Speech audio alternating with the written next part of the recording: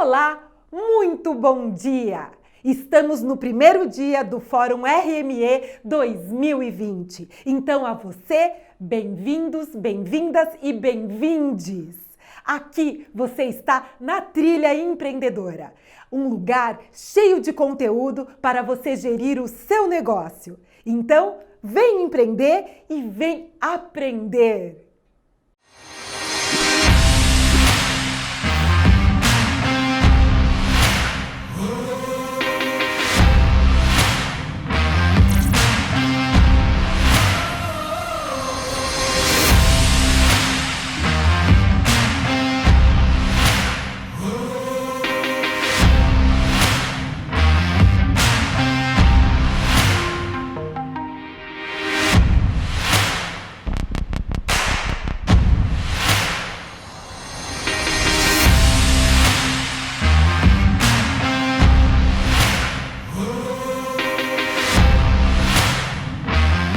Queria agradecer aqui a Rede Mulher Empreendedora por mais esse convite. Acho que é o 9º ano que eu estou junto aqui, eu estou junto com a Ana Fontes desde o início, e é sempre um prazer, né, voltar para falar um pouco mais de empreendedorismo.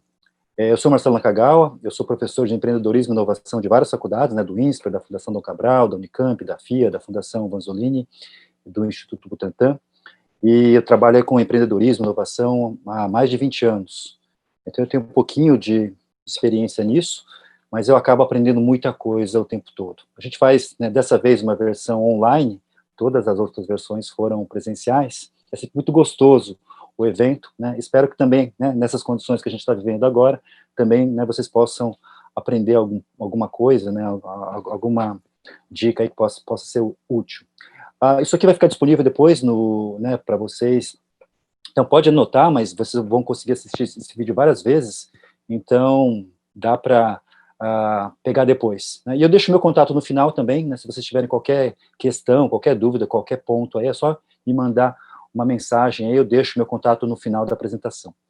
A gente vai falar hoje sobre o tema, né, conheça o mundo empreendedor antes de ter um negócio. Então, o que você deveria fazer antes de começar a pensar um negócio? Então, é mais para aquela pessoa que está no começo ainda, né, com vontade de empreender, não sabe se tem a ideia ainda, como é que entra nesse mercado, se vale a pena ou não, e eu vou falar justamente disso. Então, vou falar aqui basicamente aí de 4 grandes assuntos aí, a diferença entre mentalidade empreendedora e de funcionária, quem faz parte desse mundo empreendedor, quais são as competências pessoais que eu devo investir para me tornar uma boa empreendedora, onde eu posso buscar conhecimento para evoluir, como e por que buscar mentores. Eu gosto muito desse tema, empreendedorismo feminino, porque aqui em casa eu tenho 2 filhas, né? Eu tenho a Ellen, de 11 anos, eu tenho a Estela, de 7, inclusive do ano passado eu levei a Estela para o evento, né, para o 8º Fórum. A Estela fez um sucesso, né, gigantesco, ela adorou participar, e aqui em casa eu trabalho com muitos livros que, de uma certa forma, desenvolvam essa vontade, não só de empreender, né, mas o fato de você, tem 2 meninas, né, de você conseguir fazer aquilo que você acha que tem que ser feito. Filha, e a minha filha, ela fala, papai, fala da Olivia, que ela não quer ser princesa. Então esse livro aqui é muito legal, que ela quer ser um monte de coisa, menos princesa, mas de qualquer forma tem vários outros livros aí que falam de ciência, né, tem esse livro aqui da Chanel, é um livro muito legal para criança, né, que conta como que a Chanel empreendeu, né, num momento que era muito mais machista do que é hoje. Então, são algumas dicas de livro aí, para quem tem filhos e filhas, né? Então, deixo aí algumas dicas. Eu, pelo menos, estou tentando fazer a minha parte aqui em casa, com as minhas 2 filhas aí, por isso eu gosto tanto de falar de empreendedorismo feminino. Quando a gente fala de empreendedorismo feminino, tem vários expoentes. Eu, particularmente, eu gosto muito da Mary Kay. Não exatamente da marca, né? Eu não sou exatamente um cliente da marca, mas eu gosto muito da trajetória da Mary Kay. E eu vou usar várias frases, inclusive vários livros que ela escreveu, 2 livros que ela escreveu, e tem uma frase, né, logo no início de um livro dela, que ela fala, não importa se você é casada, solteira, viúva ou divorciada, né, se você é mulher, anda por um caminho único no mundo dos negócios, porque esse mundo ainda é masculino. E é verdade, né, por mais que ela tenha falado isso, está falando aí de talvez 30 anos atrás, esse mundo continua ainda muito machista e tem várias dificuldades quando a gente pensa em mulheres empreendendo. Vou falar de alguns aqui, então tudo aquilo que eu vou falar, né, tem um pouco de talvez assim, um pouco mais de reflexão quando você é mulher. É difícil falar, né, do ponto de vista de homem, mas eu percebo muito isso, né, como professor, como mentor, como investidor aí, que muitas vezes as mulheres, elas penam um pouquinho mais quando a gente fala de empreendedorismo, né? E tem várias armadilhas quando a gente fala de empreendedorismo feminino, né? Vários jargões em inglês que muitas vezes a gente percebe também aqui no Brasil, né? Esse mansplaining é quando o homem explica de novo só porque é uma empreendedora. Parece que só porque é uma mulher que está empreendendo, parece que é mais burra, entre aspas, do que os homens.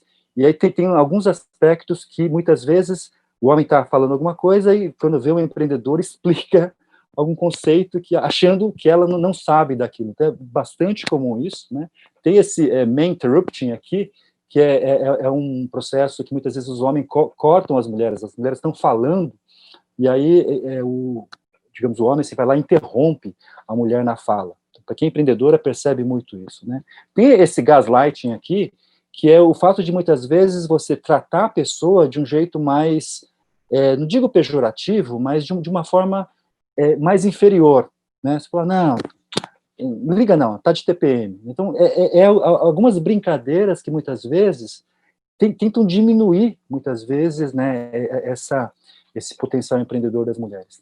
Tem toda a parte do assédio comercial, que é uma outra coisa difícil também, muitas vezes, né, a mulher, ela está se relacionando lá com o potencial cliente não está interessado no produto, né, está mais interessado em, sei lá, marcar para sair, alguma coisa assim, né. Tem também um assédio do investidor, que é muito pouco falado ainda no Brasil. Estados Unidos já teve vários escândalos aí de investidores que demonstram interesse pelo negócio, né, mas de verdade não tem interesse em investir no negócio, né. Então tem essa questão do assédio que muitas vezes tem que ser saber lidar. E muitas vezes essa preferência pelo sócio masculino. Tem uma ex-aluna minha que está empreendendo um negócio na área de psicologia, está crescendo muito, aí ela fala que ela tem o sócio, né, dela, que é homem, e muitas vezes está ela e o sócio, e ela é a fundadora principal, né, toda vez que ela, às vezes, ia falar com um investidor, com um cliente, algumas coisas assim, normalmente essa pessoa que eles estavam tendo uma reunião se dirigia ao sócio homem, né, do ponto de vista de gênero. Aí. E ela falava, poxa vida, eu sou a fundadora, eu sou a sócia principal. Então, quando a gente pensa em empreendedorismo feminino, né, tudo que eu vou falar de agora em diante tem a ver com esses vieses aqui, é muito difícil lidar com isso, mas faz parte do jogo, né? Não é que você tem que aceitar, né? Claro que não tem que aceitar, mas você tem que aprender a lidar com isso, né? Com elegância, com educação, tomando os cuidados, né? Sabendo dessas armadilhas que podem acontecer. Então faz parte, quando você pensa em empreender, né? E aí, vira e mexe, você vai cair nessas armadilhas aí, e é importante aprender, saber a lidar com isso, que vai acontecer muito ao longo do caminho. Por outro lado, uma parte boa, né, quando a gente pensa em empreendedorismo feminino, né, tirando as pegadinhas, tem uma parte que é muito interessante, que é um fundo de investimento chamado First Round.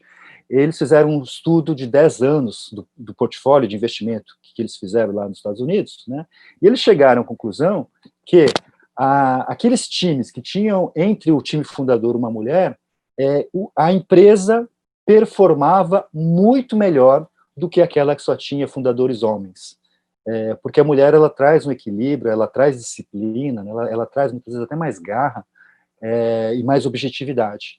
Então, normalmente, né, de acordo com esse estudo aí, ter uma mulher, né, entre os sócios, a empresa, ela tende a performar melhor, né, do que muitas vezes só ter fundadores homens. Uma pesquisa de um caso muito específico, né, talvez isso não valha para todas as situações, mas é uma questão interessante aí, que vários outros investidores ao redor do mundo começaram a olhar essa questão de ter a diversidade também no time de fundadores.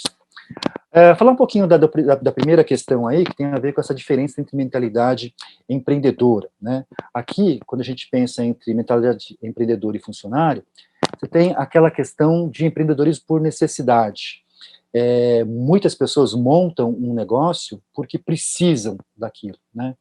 Então, essa questão de mentalidade de funcionário ou de empreendedor, né, muitas vezes você vai ser obrigado, né, obrigada a montar um negócio, e aí não tem essa questão do mentalidade de funcionário, de empreendedor. Não tem jeito, não tem escolha, você vai ter que montar um negócio, porque talvez não tenha conseguido, né, um outro emprego, você vai empurrado para esse mercado de montar o próprio negócio.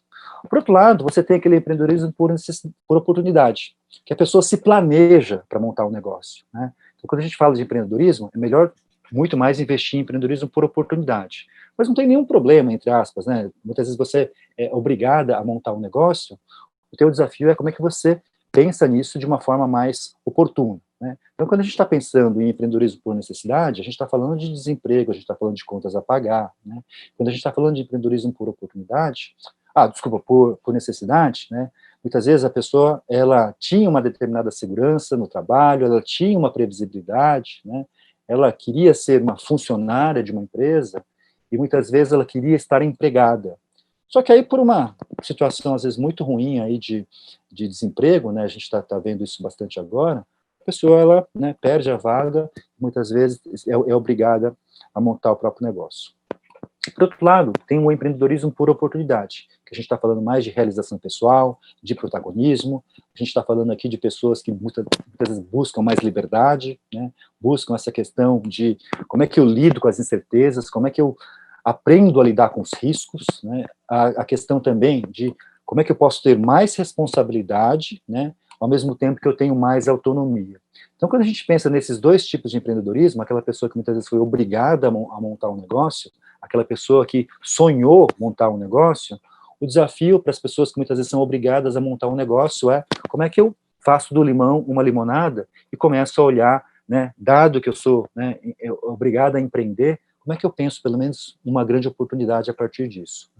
Então, vários casos, né, de sucesso vieram justamente dessa situação. A pessoa, ela tinha aquela mentalidade de empregada, queria continuar empregada, mas aí foi obrigada a montar o próprio negócio. E daí, como é que a gente pensa em oportunidade nisso? Isso aqui é uma discussão mais acadêmica, né? Você tem lá a pessoa que tem uma mentalidade mais de funcionário, né? Então, a gente está pensando só a pessoa que busca promoção, a pessoa que pensa aí no curto prazo, a pessoa aí que muitas vezes ela é mais cuidadosa, ela tem mais uma preocupação com o símbolo de status, né, qual é o cargo, né? Hoje eu estava falando, por exemplo, com um amigo meu que ele foi demitido de uma grande empresa. Ele falou, Marcelo, né, eu perdi meu sobrenome. Eu falei, olha, se você pensa desse jeito, sim, né, você perdeu o sobrenome da sua empresa, mas agora você tem, né, a chance de você criar o seu próprio, né, nome e sobrenome, né, que é essa chance de você empreender. Então, não olha para o passado, olha para frente. Muitas vezes, né, a pessoa que tem essa mentalidade mais de funcionário, ela tenta evitar erros e surpresas, né, em geral, ela concorda com seus superiores, né, a quem ela serve sempre os superiores, muitas vezes os membros da família, né, são empregados ou funcionários, né, e muitas vezes tem essa hierarquia como base de relacionamento. Então, normalmente, quando a gente está pensando naquela pessoa que tem esse perfil mais de funcionária, você vai ter toda essa parte, né, de ter uma função, né, ter um emprego, ser empregado para executar alguma função. Quando a gente pensa numa mentalidade mais de empreendedora, aqui a gente está falando de aspectos de independência, né, de construção de oportunidades. Muitas vezes a gente está falando de sobrevivência, né, mas também a gente está falando de gostar de fazer aquilo, né, de você saber lidar com os riscos, aprender a lidar com os riscos. Também você não tem muito essa preocupação de símbolos de status, né? Você não tem aquele emprego, digamos assim, um emprego, o teu sobrenome passa a ser o sobrenome, né, o nome da empresa onde você trabalha. Essa questão de ter resiliências e aprender com os erros e fracassos, né, persegue aí o sonho, né, a partir de suas decisões, né, para quem ela serve? Ela serve a si mesma e principalmente os clientes. E muitas vezes você pode até ter famílias, né, outras pessoas na família que também são empreendedoras, e muitas vezes você tem aí o sonho, né, de ser parecido com essa pessoa que já tem um negócio dentro da família.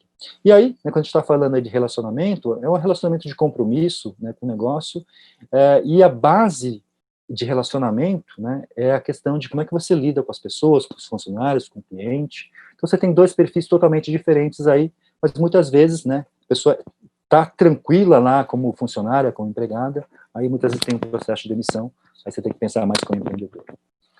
Então, aqui tem uma outra frase da Mary Kay, que ela fala, olha, né, tem 4 tipos de pessoas nesse mundo. Aquelas que fazem as coisas acontecerem, aquelas que assistem aos acontecimentos, aquelas que se perguntam, né, o que aconteceu, e aquelas que não sabem de nada o que aconteceu, né. Soube desde muito cedo, né, que eu queria estar no primeiro grupo dessa lista, daquelas pessoas que fazem as coisas acontecerem. Então, cada vez mais a gente tem uma geração hoje, principalmente os mais jovens, que gostam muito dessa lógica, né? Eu vou ser protagonista da minha vida. Eu não vou ser, muitas vezes, empregado de alguém, né? Eu quero construir algo, eu quero me provar como um empreendedor, uma empreendedora. A gente, cada vez mais, tem esse movimento, inclusive nas próprias faculdades, né? A gente observa bastante isso. Como é que a gente faz parte desse mundo empreendedor? É uma outra pergunta bastante comum, né? Eu quero empreender, né? Eu acho que eu tenho, talvez, um perfil um pouco mais empreendedor. Como é que eu faço parte desse mundo? A gente fala muito de ecossistema, né? De ecossistema empreendedor. Então, tem algumas dicas aqui que eu queria deixar, né? A primeira é que, quando a gente fala hoje de empreendedorismo, boa parte do conteúdo que existe é de um assunto chamado startups. Startups são empresas de alto potencial de crescimento. Normalmente têm uma base tecnológica muito forte, normalmente são muito inovadoras, mas a parte mais interessante da startup é que elas conseguem crescer muito rapidamente. Ou fracassa também rapidamente, né? Tem um altíssimo risco. Então, boa parte do conteúdo que tem disponível, né, boa parte do investimento, boa parte das iniciativas, está associado a essa questão aqui de startup. Mas tem todo um outro mercado grande, que são os negócios de pequeno porte, de menor porte, tá? Que são negócios, às vezes, pequenos, que funcionam numa determinada cidade, num determinado bairro, né, de uma forma bastante regional, limitada, e também podem ser bons negócios também, né, desde que você tenha essa capacidade de atender bem o cliente, de inovar, pensando em como você oferece a melhor experiência, também tem muita oportunidade nisso, mas normalmente o conteúdo está associado à startup, né. Quando a gente fala aqui da Rede Mulher Empreendedora, a Rede Mulher Empreendedora conseguiu criar iniciativas nas duas frentes, né? Quando a gente pensa em startups, a Rede Mulher Empreendedora tem a Acelera, que é a aceleradora de startups, né? Quem não conhece, né, vale a pena conhecer o trabalho. E também tem a Rede Mulher Empreendedora, que aí trabalha o conjunto, né, a gente está falando de milhares e milhares, centenas de milhares de mulheres que estão empreendendo no Brasil. Então, a Rede Mulher Empreendedora, ela, digamos, desenvolveu conteúdo, iniciativas também para aquela pessoa que pensa em montar um negócio de alto potencial de crescimento e também aquela pessoa que talvez não queira crescer tanto, não queira crescer de uma forma tão acelerada, queira fazer um negócio de menor porte, que muitas vezes não aparece tanto na mídia, mas são negócios muito importantes também. Quando a gente fala, né, como é que eu faço parte desse ecossistema empreendedor, né, tem várias partes desse ecossistema. Então, tem aí uma figura que é bastante conhecida, né? Se você colocar lá no Google Ecossistema Empreendedor, vai aparecer essa figura que foi feita por um professor de uma faculdade chamada Babson, né? Babson College, que fica perto de Boston, nos Estados Unidos, essa lógica, ela implica em diferentes elementos que vale a pena vocês conhecerem. Eu vou falar muito rapidamente aqui, né? Mas depois vocês conseguem pegar a apresentação e vocês conseguem pesquisar mais a respeito disso, mas tem várias coisas que vale a pena estudar, né? Quando a gente fala, por exemplo, de políticas públicas, é importante que você conheça toda a lógica de microempreendedor individual, as MEIs, né? Tem muito conteúdo sobre isso, e muitas vezes você pode montar um negócio de uma forma muito rápida sendo MEI. Talvez no início até vale a pena começar como MEI, porque é muito mais rápido, muito mais barato para montar a empresa, né? E aí, conforme o faturamento vai crescendo, aí você pula, por exemplo, para uma lógica de tributação baseada no Simples, né? Mas é importante que você estude MEI, estude Simples, isso tem a ver depois com várias implicações aí do ponto de vista legal tributário. Uma outra coisa importante que está chegando agora é o marco legal das startups. Se você pensa em montar um negócio de alto potencial de crescimento, vale a pena ler o marco legal das startups, não foi aprovado ainda, mas está quase, né? A gente está falando de alguns meses aí, para que a gente tenha toda uma legislação que vai incentivar a criação dessas empresas de mais rápido crescimento. Quando a gente fala de apoio financeiro, a gente está falando aí, né, de fundações de amparo à pesquisa. Eu, por exemplo, eu sou da FAPESP, a gente dá dinheiro para as pessoas empreenderem, né, 200 mil para fazer um protótipo, até 1 milhão para fazer o processo de ida ao mercado. Sebrae tem algumas linhas, tem várias linhas, por exemplo, de microcrédito, que é importante que você pesquise. Tem também apoio à gestão, né, o próprio Sebrae tem várias iniciativas, secretarias estaduais de municipais ou estaduais de desenvolvimento econômico também criam cursos, programas, né, quando a gente está falando de apoio à gestão. Então é importante, né, olhar, pesquisar mais sobre isso. Quando a gente está falando de... deixa eu voltar, Piped aqui. Quando a gente está falando de capital financeiro, né, Tem investimento para novos negócios? Tem. Mas boa parte dos negócios começam com o que a gente chama de bootstrapping, que é capital próprio, né? Às vezes você começa com o dinheirinho que você tem, tá? Mas a partir do momento que você pensa em negócios mais inovadores e mais rápido crescimento, você tem, por exemplo, agências governamentais, né? O PIP, que eu acabei de falar, a gente financia, né? Na verdade não é nem financiar, o dinheiro é dado, né? Para pessoas que querem montar negócios, nesse caso, tem que ter um conteúdo tecnológico, conteúdo científico, no caso da FAPESP.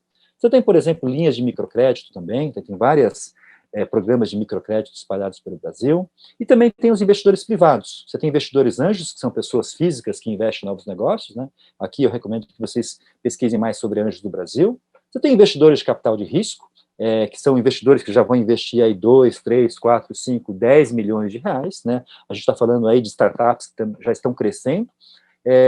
Então, quando a gente fala de capital financeiro, né, infelizmente, esse dinheiro que muitas vezes a gente fala que tem para empreendedor, normalmente são para aquelas startups, negócios de mais rápido crescimento, né?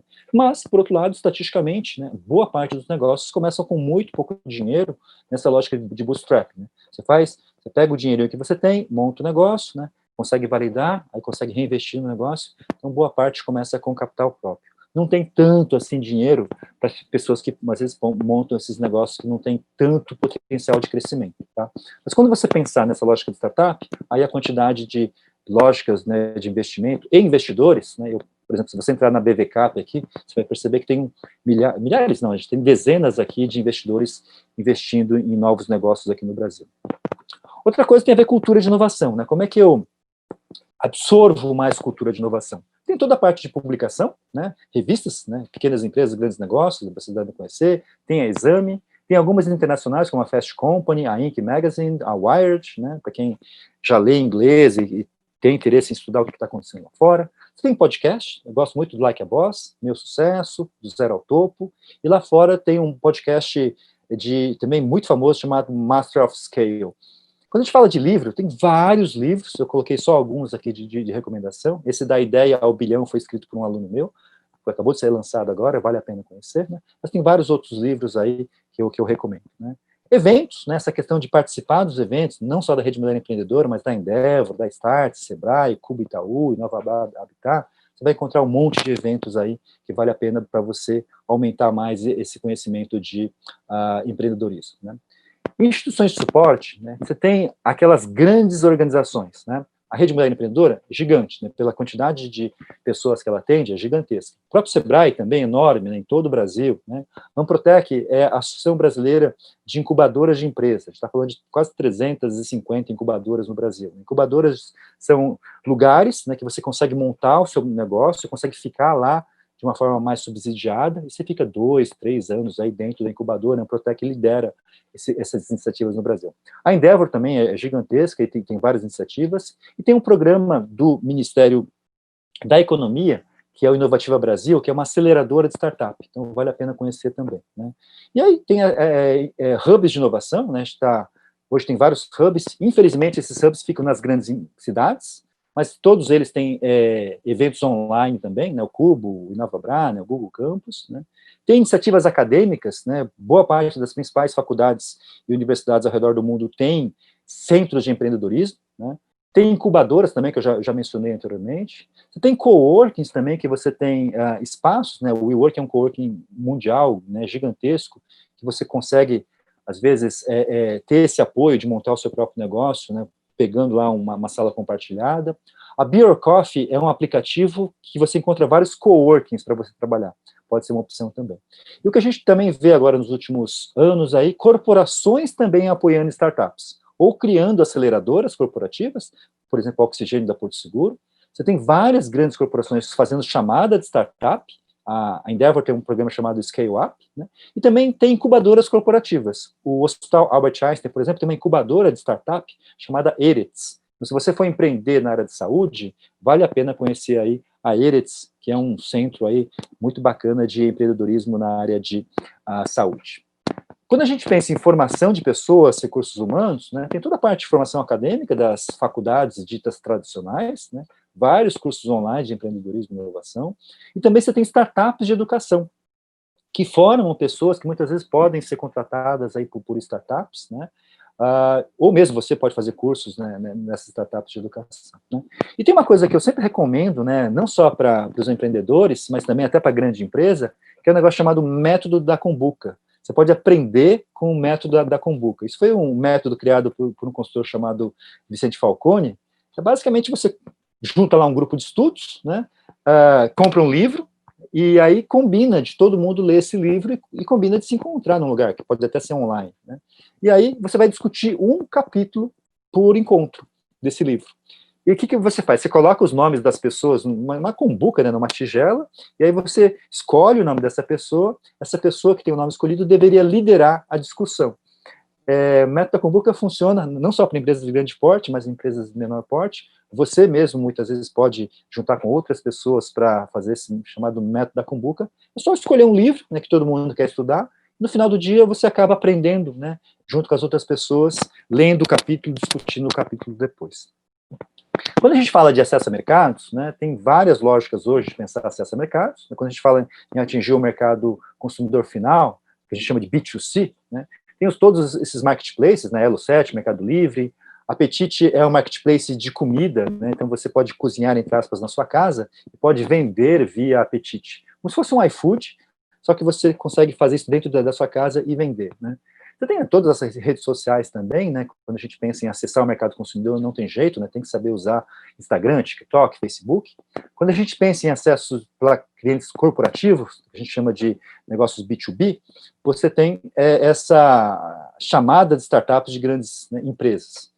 Se você colocar aí startups, corporação, você vai achar várias corporações que ficam colocando demandas para você, startup, lá resolver o problema de uma grande empresa. Então, se tiver uma relação B2B, né, um negócio B2B, vale a pena olhar essas chamadas. Tem os hubs de inovação, né, que eu já mencionei anteriormente. O InovaBrab e Itaú Cubo são dois dos maiores e mais importantes aqui do Brasil. E também tem que saber usar as redes sociais. Né? Se a gente estiver falando em relacionamento B2B, o LinkedIn é obrigatório. Tem que ter uma boa presença, uma boa atuação no LinkedIn. E também, quando a gente pensa em acesso a mercado, né, você vai empreender, você tem que, de uma certa forma, entender de um negócio chamado estratégia de inbound marketing, que são estratégias de marketing digital. E aí tem dois grandes players, né, a RD Station, que é uma brasileira, a HubSpot, que é americana. São duas plataformas que te ajudam a engajar mais o potencial cliente, né, leva para a sua plataforma e você consegue ter um aumento de conversão se você conseguir, né, ter uma certa competência em inbound marketing.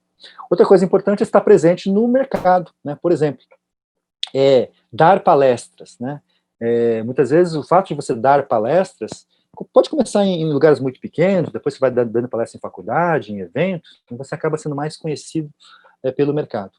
White papers são pequenos relatórios, né? Muitas vezes, isso funciona muito para B2B, né? Você tem lá a sua solução, comece a escrever 2 ou 3 páginas explicando um pouco mais dos desafios que você resolve, o que a sua solução resolve. A questão de blog também funciona bastante, né? Você tem lá o seu blog, depois divulga isso nas redes sociais, então é importante ter toda essa lógica quando a gente pensa em mercado. Outra questão importante você deveria, quando a gente pensa, né, no ecossistema de empreendedorismo, deveria começar com você, né? Você deveria fazer parte desse ecossistema. Então, por exemplo, né, forme grupos com outros empreendedores na região. É importante, né, porque você acaba criando o seu próprio ecossistema. Acompanhamento e interação com os principais empreendedores do Brasil e do mundo. Né? Entra lá no LinkedIn ou no Twitter, começa a acompanhar a pessoa, pede a conexão com esses principais empreendedores e empreendedoras do Brasil e do mundo. Né? Participação de eventos, né? O fato de você participar dos eventos, você acaba aumentando a sua rede de relacionamento, e buscar mentores relevantes no setor, que abram portas. Eu vou falar um pouquinho de lidar com mentor um pouco mais para frente. A terceira questão tem a ver com quais competências eu preciso ter, né, eu preciso investir para me tornar uma boa empreendedora. Então, essa é uma pergunta recorrente, né, como é que eu posso ser um melhor empreendedor ou empreendedora? E aí tem alguns aspectos que eu acho que vale a pena refletir antes de montar um negócio. A primeira, que seria uma reflexão zero, né, não é uma reflexão zero, é por que empreender. Muita gente, né, eu vou empreender porque eu preciso empreender, porque eu estou precisando de dinheiro para empreender. Não deveria ser essa a resposta. Né? Esse porquê empreender está muito associado ao problema que você quer resolver do cliente. O teu negócio, ele não existe para você, sobreviver ou existir. O teu negócio, ele existe para você atender a demanda de um cliente, resolver um problema de um cliente, né? Então, esse porquê que você está empreendendo, você deveria, eu estou empreendendo porque eu quero, porque eu sei resolver um problema do cliente, né, da melhor forma possível, né? Então, esse porquê empreender, ele tem que ter uma reflexão muito grande, né? Você não deveria empreender, eu cansei do meu trabalho, né, eu quero ter uma vida de mais independência. Também, tá? Mas você deveria empreender principalmente para resolver o problema do cliente. Se você enxergar dessa forma, muito provavelmente você vai se motivar cada vez mais em resolver melhor o problema do cliente. Se muitas vezes você empreende para resolver os seus problemas, muitas vezes você não vai se preocupar tanto com o cliente, né? E aí, no final do dia, o negócio não vai dar tão certo assim. Então, essa discussão, por que empreender, né? Por que você está empreendendo, quais são os seus verdadeiros motivos, né? Como e de que forma você pode colocar esses motivos para entender, para empreender em prática, né, de uma forma melhor, né? E no final, o que é empreender, né? O que você poderia montar a partir desse problema que você quer resolver. Então, é importante pensar primeiro, né, por que empreender. Depois que você vai pensar, né, dado que eu quero empreender, como é que eu posso aumentar a qualidade de vida do meu cliente? Muitas vezes, aumentando a qualidade de vida do seu cliente, você já consegue criar um negócio muito bacana, né? Como é que eu consigo consertar algo errado? Muitas vezes você vê algo que é feito de um jeito errado no mercado. Você fala, não, eu consigo fazer de um jeito melhor, eu consigo fazer de um jeito mais certo, né? Evitar o fim de algo bom, né? Muitas vezes, né, você percebe lá que tem uma determinada situação, que aquela situação ela vai acabando, né? E você fala, eu vou empreender porque eu acho que eu consigo manter essa coisa boa que existe na sociedade, né, ou no mercado. Então, esse porquê empreender começa muito, né, você existe para resolver os problemas do cliente, né, não para resolver os seus problemas. É claro que, a partir do momento que você resolve o problema do cliente, você deveria também, no final do dia, resolver os seus problemas também, mas sempre olhando para fora. Outra questão, né, aí começa uma reflexão, né, é ter uma espécie de pacto com a família. Porque você vai ter a sua vida pessoal e a vida profissional, quando a gente pensa em empreendedorismo, elas estão juntas. Não é que você, né, bate o cartão, vai embora, acabou, né? Não. O negócio continua com você o tempo todo, 24 horas por dia, né? Final de semana. Então, esse pacto com a família, quando você pensa em empreender, é muito importante. Então, toda uma discussão com a família, né, de quais demandas, né, que tipo de responsabilidades as pessoas da sua família podem ter, né? Combinar um pouco isso antes. Tem a questão também do cônjuge, né? Às vezes, vários casamentos acabam porque você começa a empreender, isso, né, tanto marido como esposa, né? Vários casamentos acabam porque você não tem uma preocupação com o cônjuge. Então, é importante combinar, né, como que vai ser feita a lógica, a dinâmica do casal, né? Qual o papel de cada um, como que um pode ajudar o outro, né? Tem que ter esse companheirismo muito forte, né? Quando uma das partes vai empreender. Isso quando os dois, né? Às vezes você tem lá o casal empreendendo também tem essa preocupação de manter o casamento também. Como é que você vai lidar com os filhos, né? Porque às vezes você tem filhos muito pequenos, né? Talvez filhos um pouco mais adolescentes, filhos adultos aí. É importante ter esse olhar também, que talvez você não vai conseguir, por exemplo, ficar 100% com os filhos. É importante lidar com isso. E por último, né, essa questão de como é que você vai lidar com você mesmo. Porque muitas vezes, né, você deixa de se preocupar, né, com você mesmo, porque você está tão concentrado no seu negócio, né, é tanto incêndio para apagar, tanta coisa acontecendo, que você esquece de um tempo para você. Então, é importante ter essa reflexão. Não é fácil, acho que dificilmente talvez você vai conseguir um equilíbrio, o tempo todo vai estar desequilibrado, mas o tempo todo você tem que ficar pensando em equilibrar, é meio que uma corrida sem fim, né? Mas é importante ter essa reflexão. Se você não pensar nisso, a coisa ela começa a desandar e aí depois alguma coisa dá errado.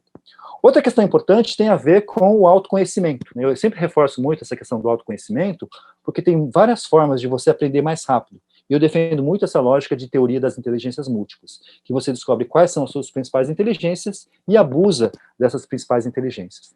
Eu sempre deixo aqui, né, todas as palestras que eu dou, eu sempre cito essa iniciativa de uma amiga minha, que você consegue entrar no perfilcognitivo.com.br e você consegue fazer um teste para descobrir quais são as suas principais inteligências.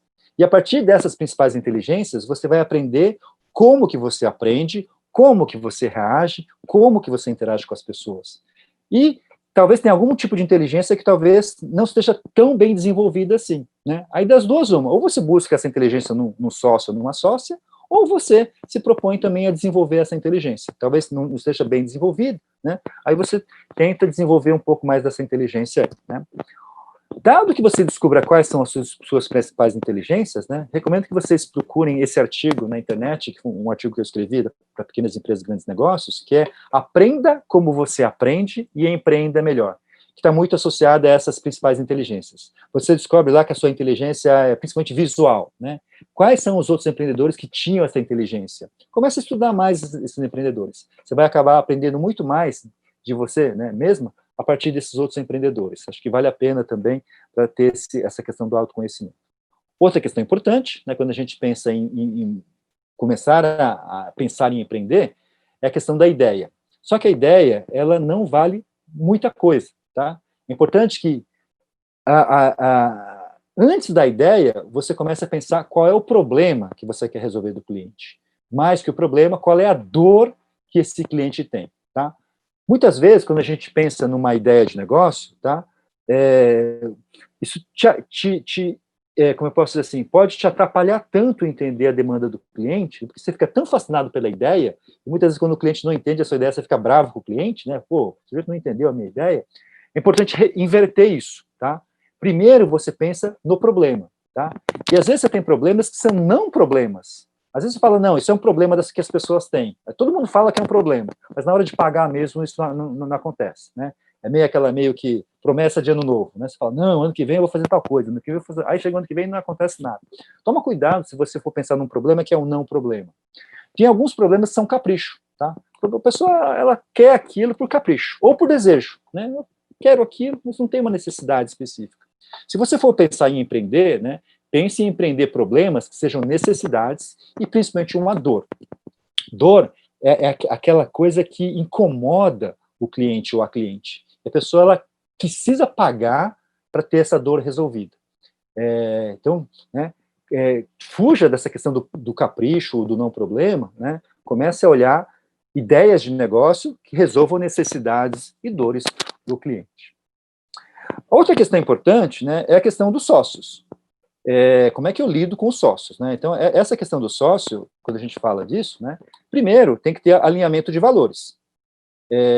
Como que eu vou trazer sócios aí que tenham os mesmos valores, né, que os meus? Porque se você errar nessa lógica da sociedade, complica, né? Outra coisa importante é você ter alinhamento de propósito. Eu quero resolver o mesmo problema, né? E aí, no final, você deveria ter uma sociedade, né, que um vende muito bem e uma outra pessoa entrega muito bem.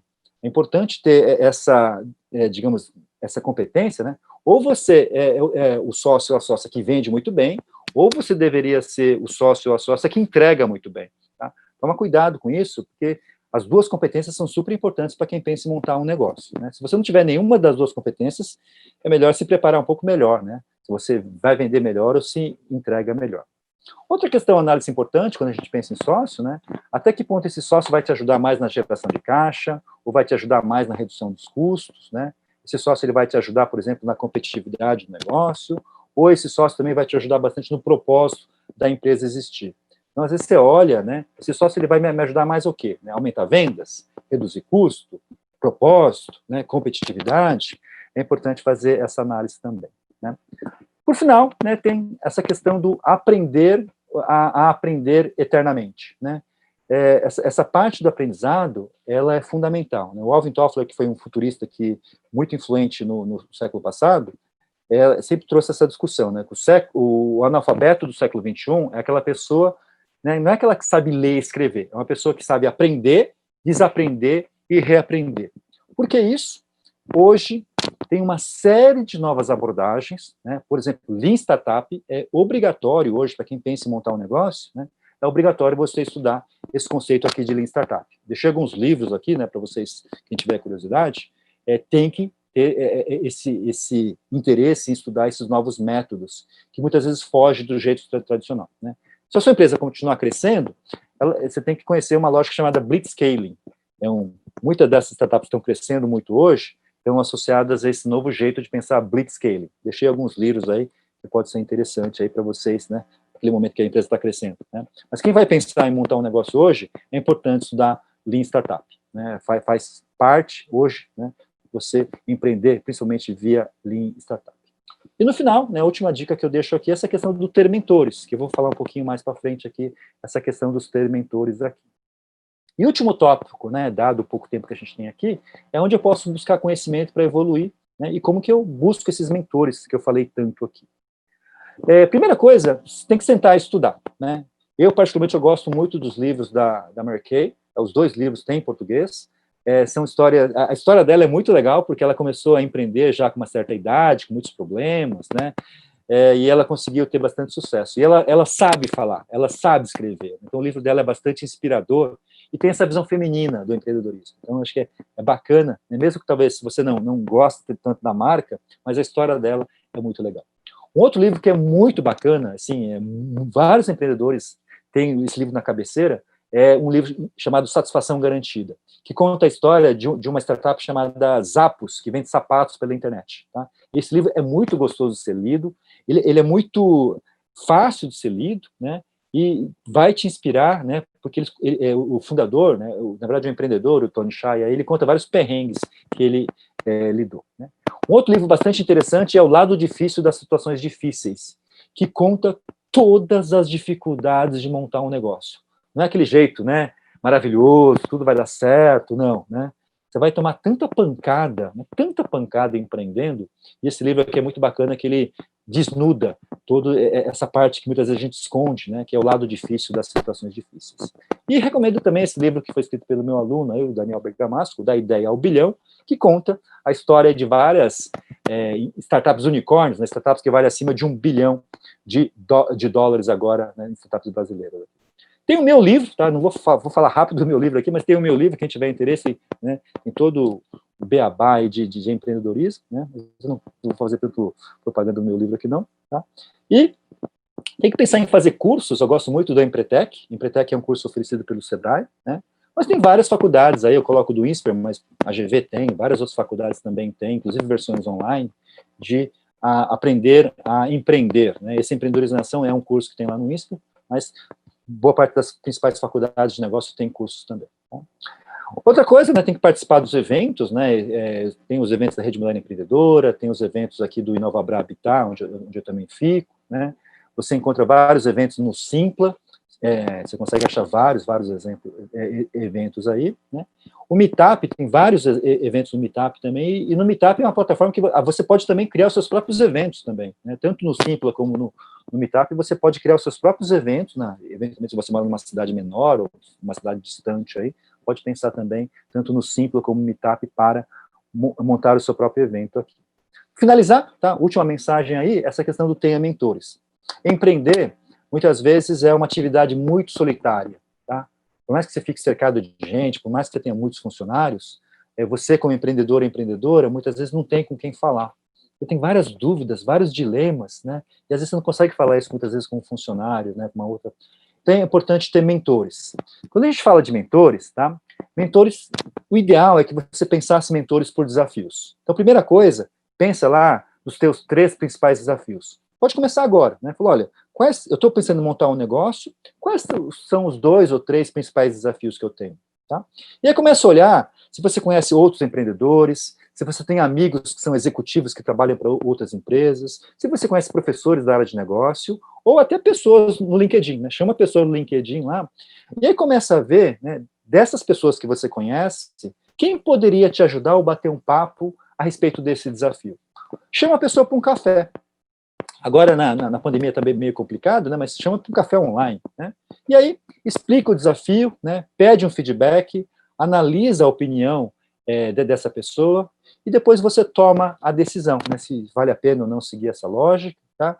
É muito saudável você ter essa lógica de ter mentores para o resto da vida, né? Todos os principais empreendedores têm mentores, e é um bate-papo muito gostoso, porque esse mentor, ele não tem como ele não tem um interesse no seu negócio, né, vai te dar sempre uma opinião mais franca. Então é importante ouvir aí 1, 2 ou 3 mentores, para você tomar, às vezes, uma decisão que é difícil de ser tomada. E aí também é importante ter encontros periódicos com esses mentores. No início, como se o negócio está muito pequeno, né, você vai ser mais na base da amizade. Lá na frente, eventualmente, se o seu negócio crescer, aí você pode montar um conselho, eventualmente até remunerar aí o seu conselheiro ou mentor, mas agora, né, café. Você vai pagar café para as pessoas e pode até ser um café virtual. Bom, meu tempo aqui estourou, né? Só finalizando aqui com a última frase da Mary Kay, que ela fala, ó, sempre me perguntaram, né, como que eu fui capaz de romper todas as barreiras e ser bem-sucedida no mundo masculino, né? Posso dizer que quando comecei o meu próprio negócio, estava na meia-idade, tinha varizes e nenhum tempo a perder. Então, essa questão do objetividade, né, preparação e muita vontade e disciplina, você acaba sendo um melhor empreendedor ou uma melhor empreendedora, né? É um processo de aprendizado. Ninguém nasce sabendo. Mas se você treinar, você acaba desenvolvendo. Se você se relacionar com as outras pessoas, se você tiver mentores ou mentoras, né, você acaba sendo um melhor empreendedor ou melhor empreendedora.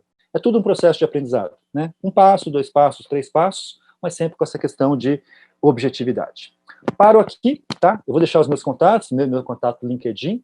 Se você tiver qualquer dúvida, né, se eu puder ajudar no futuro, me chama pelo LinkedIn, a gente marca um bate-papo aí, tá? É sempre um grande prazer ajudar todas as pessoas que estão envolvidas aí com a Rede Mulher Empreendedora. Para mim, né, mais do que uma oportunidade, é uma grande honra ajudar um pouquinho, né, o empreendedorismo, especialmente o empreendedorismo feminino no Brasil. Obrigado, gente. Oi!